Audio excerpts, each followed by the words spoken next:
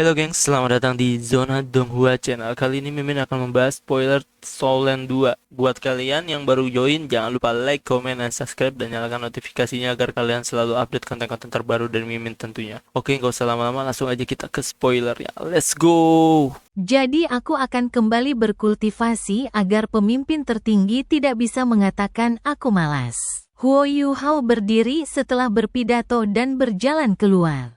Ia tidak ingin bicara lagi, karena ia pasti akan mengatakan sesuatu yang salah. Lebih baik meminimalkan interaksi dengan para ahli jiwa jahat ini. Tetua ketiga berkata dengan sedih kepada Nangong Wan, kakak kedua. Mengapa si tua tujuh terlihat begitu aneh hari ini? Nangong Wan tertawa dan menjawab, mungkin karena suasana hatinya sedang tidak baik setelah pemimpin tertinggi menegurnya tadi malam. Tapi kau tahu apa yang terjadi dengan si tua tujuh? Sangat sulit baginya untuk berkembang dengan jiwa bela dirinya itu. Huo Yuhao melihat Tang Ya juga berdiri untuk berjalan keluar sebelum dia meninggalkan kantin. Dan sebuah ide muncul di benaknya saat dia memperlambat langkahnya. Tang Ya berjalan dengan langkah mantap menuju tendanya setelah meninggalkan kantin. Para master jiwa jahat tidak jauh dari kantin. Huo Yuhao tentu saja berbagi jalan dengannya, dan ia berpura-pura menabraknya sambil memperlambat langkah dan berkata dengan hormat. Nyonya Suci, ya, jawab Tang Ya sambil berjalan menyeberangi jalannya, tanpa ekspresi. Ia sama sekali tidak memperhatikannya. Huo Yuhao segera membuat penilaian dalam benaknya. Melihat situasi Tang Ya saat ini, pikirannya pasti telah dipengaruhi oleh semacam batasan atau mantra, dan jiwa bela dirinya telah terinfeksi oleh racun jahat. Namun, racun jahat tersebut sedang mengkatalisasi pertumbuhan dan perkembangannya, dan dari aura yang dipancarkannya, ia seharusnya adalah seorang Soul Douluo bercincin 8. Master jiwa jahat berkultivasi dengan sangat cepat. Dulu, Guru Xiao Ya masih jauh dari kultivasi kakak senior, tapi sekarang dia sudah melampauinya. Huo Yuhao memperhatikan Tang Ya menghilang ke tendanya sebelum dia kembali ke tendanya sendiri. Hasil hari ini bagus. Setidaknya, aku sudah melihat Tang Ya. Dan itu membuktikan informasi dari Nangong Wan akurat. Sekarang, aku harus mencari cara untuk membawanya pergi. Huo Yuhao menyilangkan kakinya dan mulai bermeditasi setelah dia kembali ke kamarnya, tetapi otaknya mulai berputar cepat. Bagaimana saya bisa membawa Guru Xiao Ya pergi dengan aman? Selain itu, saya harus memastikan tidak ada cedera atau kerugian yang terjadi. Perkemahan Kekaisaran Matahari Bulan cukup damai karena tidak ada pertempuran. Dan hanya sesekali terdengar suara prajurit yang sedang berlatih. Area tempat tinggal para master jiwa jahat ini terpisah dari area lainnya, dan tidak ada prajurit yang berpatroli di area tersebut. Jadi tidak banyak kebisingan. Sehari berlalu dengan cepat. Huo Yuhao tidak menunggu kedatangan Nangong Wan di siang hari dan langsung pergi ke kantin untuk makan. Ia sengaja pergi lebih awal untuk menghindari para master roh jahat yang kuat sebelum kembali ke tendanya untuk melanjutkan kultivasi. Dari sudut pandang guru-guru roh jahat lainnya, tetua ketujuh mulai berusaha setelah sang pemimpin tertinggi menegurnya, sehingga tak seorang pun menaruh curiga padanya. Kegelapan menyelimuti langit saat langit menjadi gelap gulita sebelum Huo Yuhao membuka matanya di tendanya. Tenda itu sangat redup, tetapi mata Huo Yuhao cerah seperti bintang-bintang di langit malam. Saatnya menguji air. Seberkas cahaya putih muncul dari mata Huo Yuhao. Dan seluruh tubuhnya tampak bergetar saat cahaya di sekitarnya sedikit berubah. Sesosok muncul tanpa suara di hadapannya. Sosok ini kecil dan imut, seukuran bayi. Tetapi tampak identik dengan Huo Yuhao. Cahaya itu semakin nyata, seolah-olah menjadi sosok yang sangat kecil. Inilah avatar spiritual Huo Yuhao. yang ia ciptakan dengan kekuatan spiritual konkret materialnya. Huo Yuhao telah menciptakan inti jiwa spiritual, sehingga avatar spiritualnya jauh lebih kuat dari sebelumnya. Avatar spiritualnya dapat menggunakan beberapa kemampuan jiwa Huo Yuhao, dan orang-orang bahkan tidak dapat menyadari bahwa avatarnya terbuat dari energi hanya dengan melihatnya. Mini Huo Yuhao melirik tubuh aslinya sebelum dia menghilang ke udara dengan sekejap, menggunakan imitasi. Avatar spiritual Huo Yuhao hanya bisa menggunakan kemampuan jiwa mata rohnya. Namun, menggunakan kemampuan jiwa akan menghabiskan sebagian energi asal avatar spiritualnya, dan begitu energi asal avatarnya habis, avatar itu akan hancur. Avatar spiritual Huo Yuhao meninggalkan tenda di bawah naungan imitasi, dan diam-diam mendekati tenda Tangya. Huo Yuhao tidak masuk ke dalam begitu tiba di luar tenda Tangya. Siapa yang tahu apakah Tangya memiliki penghalang spiritual di sekelilingnya? Huo Yuhao akan memperlihatkan tubuh aslinya jika ia ketahuan, dan semua yang telah ia temukan sebelumnya akan sia-sia. Huo Yuhao berputar mengelilingi tenda Tangya, lalu berputar lagi mengelilingi tenda emas besar tak jauh dari sana sebelum ia menyelinap lebih jauh. Dia tidak akan masuk ke tenda untuk menyelidiki saat ini, karena dia bisa dengan mudah disergap atau dijebak jika melakukannya. Dia harus memastikan situasi kamp tentara secara keseluruhan sebelum hal lainnya. Lagi pula, ada tempat yang lebih penting yang harus dia temukan. Huo Yuhao hanya dapat menggunakan avatar spiritualnya untuk berkeliaran dengan cepat di sekitar perkemahan tentara karena ia tidak dapat menggunakan deteksi spiritual. Meskipun ia dapat berkeliaran dengan cukup bebas dan santai menggunakan imitasi, perkemahan tentara Kekaisaran Matahari Bulan tidak diragukan lagi memiliki segala macam alat jiwa pengintaian. Namun alat jiwa pengintaian ini diarahkan keluar, bukan ke dalam. Siapa yang begitu bosan sampai harus menyelidiki situasi prajuritnya sendiri? Alasan Huo Yuhao membuat avatar spiritualnya begitu kecil adalah untuk menghemat kekuatan spiritual dan juga karena tubuh yang kecil lebih sulit dideteksi oleh alat jiwa pengintai. Huo Yuhao bergerak sangat cepat, dan ia hampir satu putaran penuh mengelilingi kamp tentara sebelum diam-diam kembali ke tendanya sendiri. Avatar spiritualnya kembali ke tubuh aslinya. Dan semuanya kembali normal. Mata Huo Yuhao terbuka lagi, dan ekspresi Masquerade Dou Luo berubah sangat serius. Huo Yuhao bisa melihat jauh lebih jelas setelah menyelidiki dari jarak sedekat itu. Tata letak Kekaisaran Matahari dan Bulan begitu mulus, dan hampir seluruhnya tak tertembus. Ada banyak tentara yang menjaga kelima kamp alat jiwa mereka. Tidak ada alat jiwa pengintai yang diarahkan ke dalam di tempat-tempat lain di kamp tentara, tetapi ada beberapa di sekitar lokasi kelima alat jiwa tersebut. Setiap orang yang mendekat harus diinterogasi. Huo Yuhao tidak berani membiarkan avatar spiritualnya mendekati kam-kam alat jiwa itu.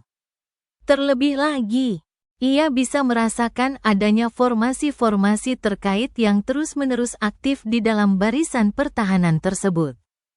Meskipun ia tidak yakin mereka sedang melakukan apapun, ia yakin mereka memiliki kemampuan bertahan atau menyerang yang tangguh. Satu kesalahan langkah saja, ia akan ketahuan, dan menjadi sasaran empuk. Huo Yuhao awalnya berharap menemukan salah satu alat penyimpanan jiwa milik Kekaisaran Matahari Bulan, atau gudang yang menyimpan peluru meriam jiwa stasioner, yang bisa ia ledakkan pada waktu yang tepat. Ia akan menciptakan kekacauan besar di kamp tentara jika itu terjadi. Dan bekerja sama dengan Kekaisaran Jiwa Surgawi ketika saatnya tiba akan menjadi cara yang paling efektif. Namun, sepertinya ia harus mengubah rencananya. Karena ia tidak menemukan gudang penyimpanan alat jiwa. Tak diragukan lagi gudang-gudang ini berada di dalam kam-kam alat jiwa. Yang berarti ia harus menembus pertahanan mereka jika ingin mengebom gudang-gudang itu. Bahkan Tetua Song pun tak mampu melakukannya, bahkan jika ia ada di sini, apalagi dirinya. Apa yang harus kulakukan? Mata Huo Yuhao menyipit saat ia merenung lama dan keras. Ini sangat penting baginya, karena kekacauan yang tidak memadai tidak akan memberi mereka waktu yang cukup. Malam itu terasa damai, dan segalanya tampak kembali tenang. Kekaisaran matahari bulan meningkatkan pengawasan udara darat mereka, tetapi mereka tidak menemukan apapun. Kekaisaran jiwa surgawi juga tampak sangat tenang dan sunyi. Para master jiwa jahat Gereja Roh Kudus menemukan bahwa, selama 2 hari terakhir, tetua ketujuh mereka menjadi sangat rajin. Ia tidak menyentuh gadis manapun, dan tetap tinggal di tendanya untuk berkultivasi dengan tekun. Ia hampir tidak terlihat sama sekali sepanjang hari. Makan malam. Pada malam kedua, Huo Yuhao sengaja menelepon Nangong Wan sebelum makan malam, dan mereka berjalan menuju kantin Master Jiwa Jahat bersama. Tetua ketiga, bisakah kau mencarikan tempat terpencil dan kosong untukku? Akan lebih baik jika tempat ini tidak berada di area inti ini, dan lebih baik lagi jika dekat dengan salah satu dari 5 benteng alat jiwa. Tempat ini harus tenang dan tak berpenghuni. Huo Yuhao mengirim telepati kepada Nangong Wan. Nangong Wan tertegun sejenak. Ia memaksakan tawa dan berkata, "Kurasa itu agak sulit." Area di dekat benteng alat jiwa itu dijaga ketat, dan dilengkapi dengan berbagai macam alat jiwa pengintai. Hampir mustahil untuk melakukan sesuatu di sekitar mereka tanpa ketahuan. Apakah kalian siap bergerak? Ekspresi khawatir muncul di wajahnya saat ia berbicara. Huo Yuhao berkata dengan lugas, "Kau tak perlu khawatir, tetua ketiga. Kami akan memberimu jalan keluar bahkan setelah rencana kami terlaksana. Kau harus membantuku menemukan tempat seperti itu secepat mungkin, dan jika memang tidak memungkinkan, lokasi yang sedikit lebih jauh dari benteng-benteng alat jiwa itu juga bisa diterima, tetapi harus lebih jauh dari tempat kita berada. Baru setelah itu kita bisa bergerak sesuai rencana." Nangong Wan tahu bahwa ia tak punya pilihan lagi. Ia paling takut identitas Huo Yuhao terbongkar.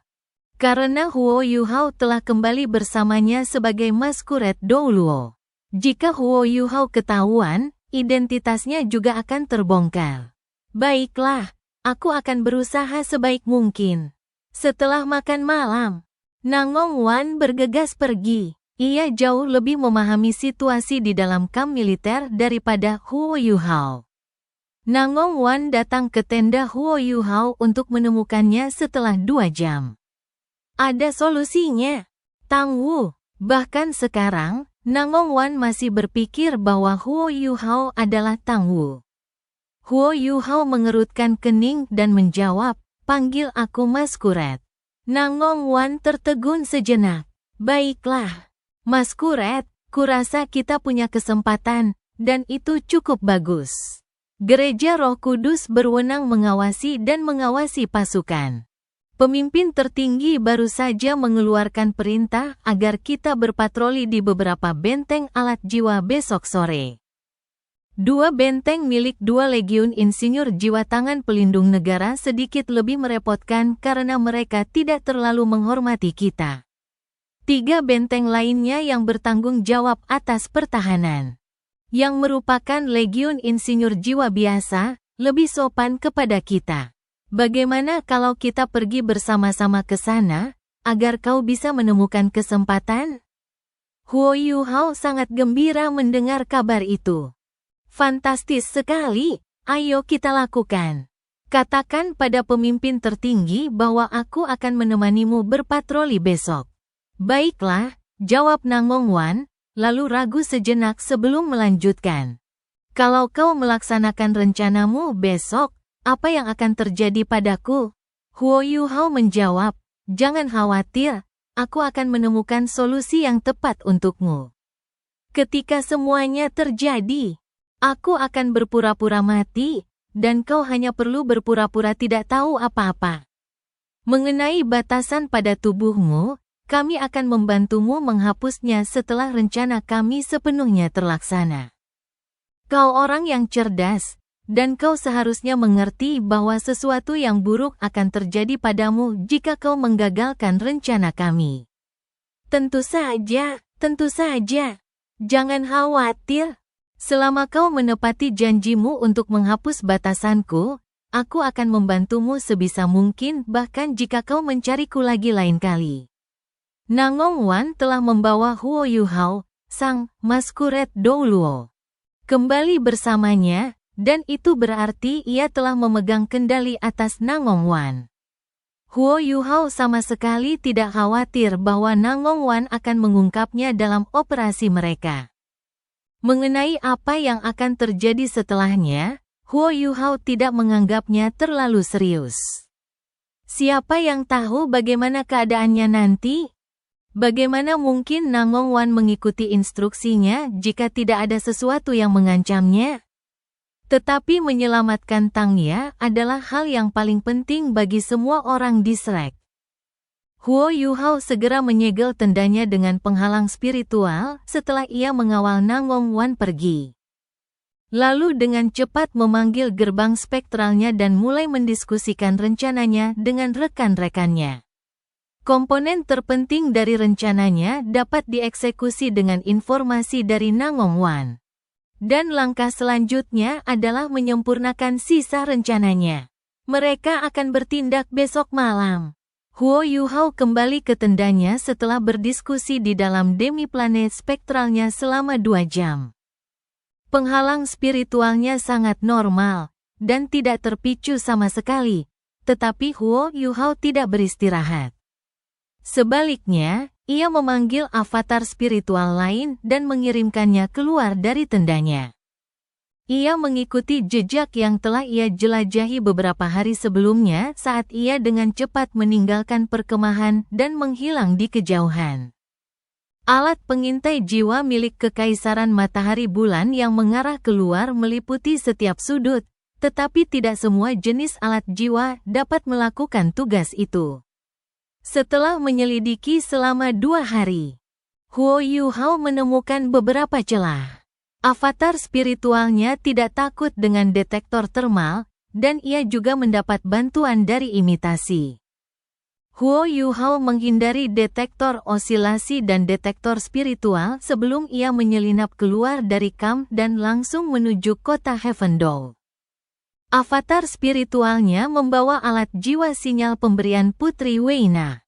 Avatar spiritual Huo Yuhao kembali dengan tenang setelah 2 jam. Dan menyelinap kembali ke kamp tentara dengan metode yang sama saat ia dengan cepat kembali ke tendanya dan menyatu kembali ke tubuhnya. Persiapan sebagian besar sudah selesai.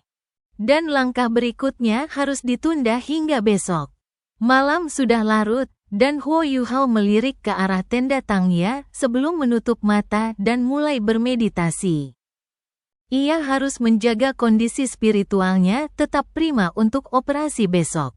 Huo Yuhao bangun pagi-pagi sekali, dan melatih mata setan ungu sebelum ia menuju ke kantin. Ia sedang berjalan ketika tiba-tiba merasakan sesuatu, dan tanpa sadar menoleh ke belakang. Ia melihat Tang Ya, yang berjalan dengan tenang ke arah yang sama. Huo Yuhao telah bertemu Tang Ya beberapa kali selama 2 hari terakhir, tetapi Tang Ya hampir tidak pernah berbicara dengan siapapun. Ia seperti patung, atau lebih tepatnya, seperti mayat hidup. Namun, Huo Yuhao yakin Tang Ya belum sepenuhnya kehilangan kesadarannya. Kalau tidak, apa gunanya Nyonya Suci ini bagi Gereja Roh Kudus di masa depan? Gereja Roh Kudus mungkin berharap dia dan Ma Xiaotao akan meneruskan Gereja Roh Kudus. Bagaimana mungkin jika mereka hanya boneka? Nona Suci, Huo Yuhao berhenti dan berjalan ke arah Tang Ya sambil membungkuk. Hei, Tang Ya mengangguk, tetapi dia masih menanggapi dengan dingin seperti biasanya. Tepat ketika Huo Yuhao mengira ia akan berjalan melewatinya untuk makan, Tang Ya tiba-tiba berhenti dan berbalik menghadapnya. Ia berkata dengan dingin, "Penatua ketujuh. Auramu sepertinya telah berubah. Apakah kau mengalami masalah dengan kultivasimu akhir-akhir ini?" Jantung Huo Yuhao berdebar kencang. Ini pertama kalinya ia mendengar Tang Ya berbicara setelah datang ke tempat ini secara diam-diam. Suara Tang Ya tak jauh berbeda dari sebelumnya, tetapi suaranya tak lagi mengandung emosi. Seolah ia hanyalah mesin yang berbicara. "Nyonya Suci, perubahan apa yang Anda bicarakan?" Pikiran Huo Yuhao sangat stabil. Ia tidak terkejut dengan perubahan keadaan yang tiba-tiba. Dan ia malah bertanya sambil tersenyum. Tang Ya tampak terkejut, mengerutkan kening, dan berkata, "Aku tidak tahu pasti. Aku hanya merasa auramu menjadi lebih intim dari sebelumnya. Seperti lebih akrab, kau tidak sejelek sebelumnya." Tang Ya tidak berusaha menutupi perasaannya ketika mengatakan bahwa ia membenci Maskuret Douluo. Hal itu mengejutkan Huo Yuhao. Karena meskipun Tang Ya adalah Holy Lady, ia hanyalah seorang Soul Dowu. Ia sama sekali tidak sopan kepada Elder ini. Blue Silver. Sebuah suara tua terdengar saat itu. Huo Yuhao merasa seluruh tubuhnya menegang ketika mendengar suara ini, dan ia buru-buru mundur beberapa langkah sambil berbicara dengan hormat ke arah asal suara itu. "Salam, pemimpin tertinggi. Bukankah suara tua itu milik pemimpin tertinggi Gereja Roh Kudus, Zongliwu?" Tang Ya tidak sehormat Huo Yuhao, melainkan hanya membungkukkan badan sedikit ke arah Zongliwu. Zongliwu datang ke samping Tang Ya dan melepaskan tudung di kepalanya. Ini adalah pertama kalinya Huo Yuhao melihat pemimpin tertinggi Gereja Roh Kudus dari jarak sedekat itu. Rambut Zongliwu pendek dan keperakan, sangat tipis dan lebat, serta sangat tajam dan kuat, bagaikan jarum baja. Alisnya tebal, matanya cerah, dan ia sebenarnya sangat tampan. Matanya berwarna ungu tua, dan memancarkan aura yang samar, dalam, dan mendalam. Tak seorang pun bisa tahu bahwa ia adalah seorang master jiwa jahat hanya dengan melihatnya. Ia tampak sangat muda, dan jika bukan karena rambut peraknya, ia akan dianggap sebagai pria parubaya. Namun, Huo Yuhao tahu bahwa Zongliwu hanya satu generasi lebih muda dari gurunya, Muen, dan Dewa Kematian. Ye Sisui, usianya mungkin lebih dari 180 tahun, tetapi ia masih tampak sangat muda. "Aku tidak banyak bicara," Tang Ya menanggapi keraguan Zongliwu dengan dingin. Dan Huo Yuhao menghela napas lega di dalam hatinya. Zongliwu tersenyum tipis dan berkata, "Apa kau masih membenci tetua ketujuh?" Dia tidak bermaksud menakut-nakutimu saat itu. "Aku tidak menyangka kau menyimpan dendam. Aku sudah menginstruksikannya untuk tidak melepaskan belatung iblisnya di depanmu, apapun yang terjadi. Jadi kau tidak perlu khawatir. Ayo, kita makan." Zongliwu segera meraih tangan Tang Ya saat dia berbicara, dan mereka berjalan menuju kantin. Huo Yuhao merasa agak aneh ketika melihat betapa dekatnya Zongliwu dengan Tang Ya. Mungkinkah Zongliwu merindukan guru Xiao ya? Tapi usianya sudah 180 tahun. Huo Yuhao memperhatikan Zongliwu dan Tang Ya berjalan menuju kantin. Dan dia hanya bisa menggertakkan giginya dan mengikuti dari belakang untuk mencegah timbulnya kecurigaan. Zongliwu tiba-tiba berhenti berjalan pada saat ini. Jantung Huo Yuhao berdebar kencang. Apakah dia menemukan sesuatu? Zongliwu berbalik menatap Huo Yuhao dan berkata, "Maskuret, kau tidak boleh ikut. Nyonya Suci Blue Silver tidak terlalu berselera makan denganmu. Kembalilah dan makanlah nanti." Huo Yuhao sangat gembira mendengar kata-kata itu, dan membungkuk hormat kepada Zongliwu seolah beban berat telah terangkat dari dadanya sebelum berbalik untuk pergi. Siapa yang mau makan bersama kalian? Huo Yuhao segera kembali ke tendanya dan menghela napas dalam-dalam begitu melangkah masuk. Nyaris saja, Guru Xiao ya sepertinya menyadari sesuatu. Untungnya, dia agak linglung dan tidak bisa bicara. Jadi dia tidak membicarakannya dengan Zongliwu. Bagi Huo Yuhao, pilihan teraman saat ini adalah melarikan diri secepat mungkin agar ia bisa mencegah bahaya yang tak terduga. Namun, bisakah ia benar-benar pergi? Semua yang telah ia persiapkan dan usahakan akan sia-sia jika ia melakukannya. Aku tidak bisa pergi, jadi aku akan mengambil risiko. Aku berani bertaruh Guru Xiao ya tidak mengenaliku. Dan dia belum memberitahu Zongliwu apapun. Huo Yuhao tak kuasa menahan rasa gugupnya, pikirannya pun berhenti di situ. Semua yang telah ia perjuangkan akan sia-sia jika ia ketahuan sekarang. Dan ia juga akan terjebak dalam bahaya besar.